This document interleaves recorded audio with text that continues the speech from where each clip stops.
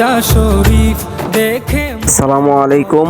এখন আমি সেই কূপের মাঝে যাইতেছি। আইয়ুব নবী যেই কূপে গোসল করছিল, আমরাও এখন সেই কূপের মাঝে গোসল করব। আশা করি সম্পূর্ণ ভিডিওটা আপনারা সবাই দেখে যাবেন। ঠিক আছে, ভিডিওটা সবাই দেখেন। আসসালামু আলাইকুম।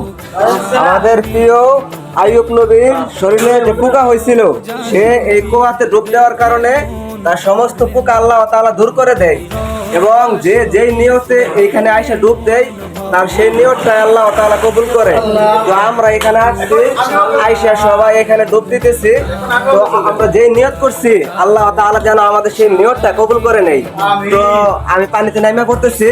আপনারা তো সবাই জানেন যে প্রিয় আইয়ুব নবীর শরীরে যেরকম পোকামাকড় ধরছিল, একমাত্র তার স্ত্রী ছাড়া তার যত সঙ্গের সাথী আছেন সবাই কিন্তু তাকে ফালাইয়া চলে গেছেন, এবং সে আল্লাহ তাআলার উপর বিশ্বাস করে এই কুয়াতে ডুব দিয়েছিলেন। আর সমস্ত শরীরের পোকামাকড় কিন্তু আল্লাহ তাআলা দূর করে দিচ্ছেন। এখন আমরা যারা এখানে আসছি, আমরাও কিন্তু সবাই নিয়ত করে ডুব দিব, যাতে আল্লাহ তাআলা আমাদের সমস্ত গুনাহ এবং সমস্ত রূপ বালাই দূর করে দেয়। যে আমরা সবাই ইনশাআল্লাহ খাস নিয়তে ডুব দিই। ওকে। করে